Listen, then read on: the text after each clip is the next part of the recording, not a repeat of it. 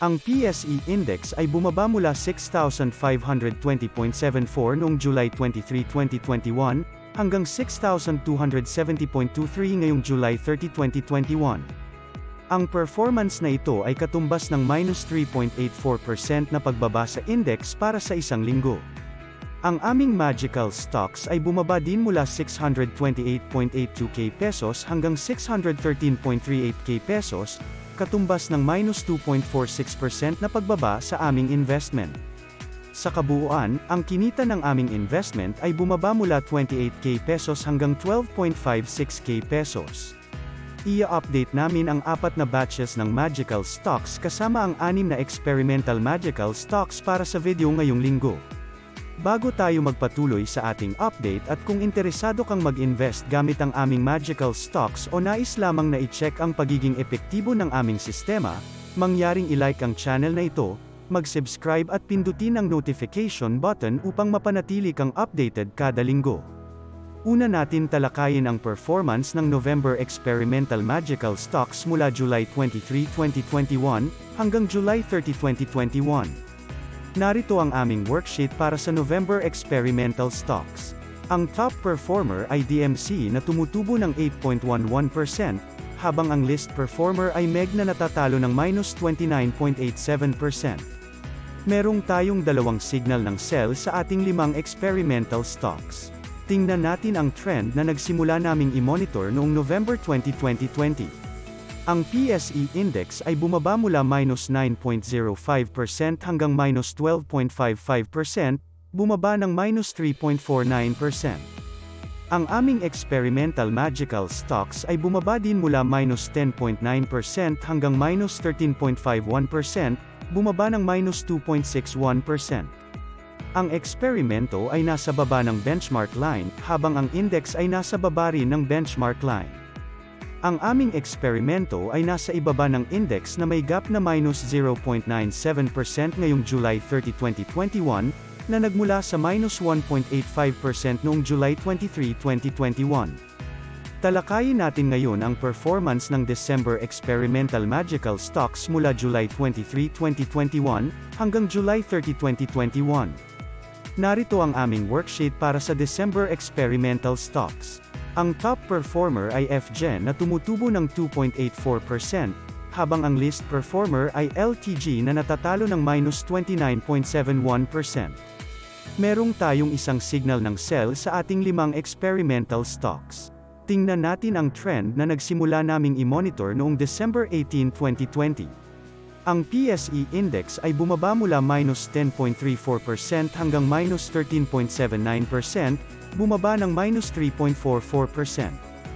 Ang aming experimental magical stocks ay bumaba din mula -8.38% hanggang -9.28%, bumaba ng -0.9%.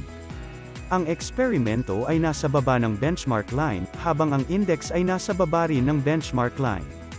Ang aming eksperimento ay nasa itaas ng index na may gap na 4.51% ngayong July 30, 2021, na nagmula sa 1.96% noong July 23, 2021. Talakayin naman natin ngayon ang performance ng February experimental magical stocks mula July 23, 2021, hanggang July 30, 2021. Narito ang aming worksheet para sa February experimental stocks. Ang top performer ay SCC na tumutubo ng 28.71%, habang ang least performer ay VLL na natatalo ng -19.39%. Wala pa tayong signal ng sell para sa bawat isa sa 5 experimental stocks. Tingnan natin ang trend na nagsimula naming i-monitor noong February 19, 2021. Ang PSE Index ay bumaba mula -5.86% hanggang -9.47%, bumaba ng -3.62%. Ang aming experimental magical stocks ay bumaba din mula -0.84% hanggang -1.83%, bumaba ng -0.98%. Ang eksperimento ay nasa baba ng benchmark line, habang ang index ay nasa baba rin ng benchmark line. Ang aming eksperimento ay nasa itaas ng index na may gap na 7.65% ngayong July 30, 2021, na nagmula sa 5.01% noong July 23, 2021. Talakayin naman natin ngayon ang performance ng March Experimental Magical Stocks mula July 23, 2021, hanggang July 30, 2021. Narito ang aming worksheet para sa March Experimental Stocks. Ang top performer ay DMC na tumutubo ng 20%, habang ang least performer ay MPI na natatalo ng -9.33%. Wala pa tayong signal ng sell para sa bawat isa sa 5 experimental stocks. Tingnan natin ang trend na nagsimula naming i-monitor noong March 19, 2021. Ang PSE Index ay bumaba mula 1.32% hanggang -2.58%, bumaba ng -3.89%. Ang aming experimental magical stocks ay bumaba din mula 6.08% hanggang 3.55%, bumaba ng -2.53%. Ang eksperimento ay nasa taas ng benchmark line, habang ang index ay nasa baba ng benchmark line. Ang aming eksperimento ay nasa itaas ng index na may gap na 6.13% ngayong July 30, 2021, na nagmula sa 4.76% noong July 23, 2021. Talakayin naman natin ngayon ang performance ng May Experimental Magical Stocks mula July 23, 2021, hanggang July 30, 2021. Narito ang aming worksheet para sa May Experimental Stocks. Ang top performer ay AEV na tumutubo ng 8.2%, habang ang least performer ay MPI na natatalo ng -6.42%. Wala pa tayong signal ng sell para sa bawat isa sa 5 experimental stocks. Tingnan natin ang trend na nagsimula naming i-monitor noong May 21, 2021. Ang PSE Index ay bumaba mula 5.19% hanggang 1.14%, bumaba ng -4.04%. Ang aming experimental magical stocks ay bumaba din mula 1.86% hanggang -0.7%, bumaba ng -2.57%. Ang eksperimento ay nasa baba ng benchmark line, habang ang index ay nasa taas ng benchmark line. Ang aming eksperimento ay nasa ibaba ng index na may gap na -1.85% ngayong July 30, 2021, na nagmula sa -3.32% noong July 23, 2021. Talakayin naman natin ngayon ang performance ng June Experimental Magical Stocks mula July 23, 2021, hanggang July 30, 2021. Narito ang aming worksheet para sa June Experimental Stocks.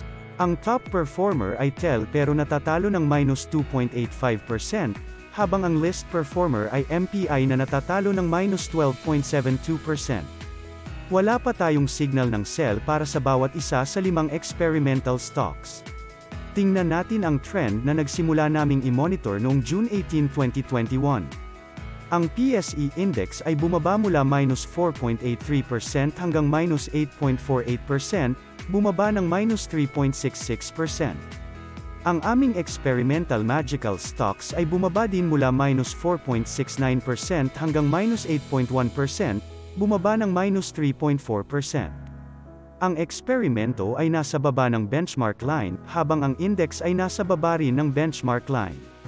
Ang aming eksperimento ay nasa itaas ng index na may gap na 0.38% ngayong July 30, 2021, na nagmula sa 0.13% noong July 23, 2021. Narito ang aming worksheet para sa 4 na batch ng magical stocks. Ang top performer ay AGI na tumutubo ng 4.85%, habang ang least performer ay LTG na natatalo ng -6.06%. Wala pa tayong signal ng sell para sa bawat isa sa mga magical stocks. Ang unang batch ay nasa taas ng market na may gap na 22.48% ngayong July 30, 2021 na nanggaling sa 21.66% noong July 23, 2021. Ang pangalawang batch ay nasa taas ng market na may gap na 6.42% ngayong July 30, 2021 na nanggaling sa 5.47% noong July 23, 2021. Ang pangatlong batch ay nasa taas ng market na may gap na 0.52% ngayong July 30, 2021 na nanggaling sa -3.67% noong July 23, 2021. Ang pang-apat na batch ay nasa baba ng market na may gap na -0.4% ngayong July 30, 2021 na nanggaling sa -0.11% noong July 23, 2021. Sa summary ng aming investment, ang unang batch ng magical stocks ay tumutubo ng 28.07% na nanggaling sa 31.47%. Ang pangalawang batch ay natatalo ng minus 6.53% na nanggaling sa minus 4.01%. Ang pangatlong batch ay natatalo ng minus 1.75% na nanggaling sa minus 2.03%. Ang pang-apat na batch ay natatalo ng minus 9.71% na nanggaling sa minus 5.79%. Sa pangkalahatan, sa aming investment na 600.82k pesos, ang kasalukuyang halaga nito ay 613.38k pesos, na katumbas ng 2.09% na nagmula sa 4.66%. Mayroon kaming tumutubo na unang batch, natatalo na pangalawang batch, natatalo na pangatlong batch, at natatalo na pang-apat na batch. Yan lang po para sa update ng ating mga magical stocks ngayong linggo. Salamat sa panunood. Sa susunod na linggo, ipagpapatuloy namin ang pag-update ng 4 na batch ng magical stocks at ang 6 na experimental stocks. Quote, "A lot of people get so enmeshed in the markets that they lose their perspective. Working longer does not necessarily equate with working smarter. In fact, sometimes it's the other way around." Unquote. Martin Schwartz. See you in the following video. Have a great day ahead.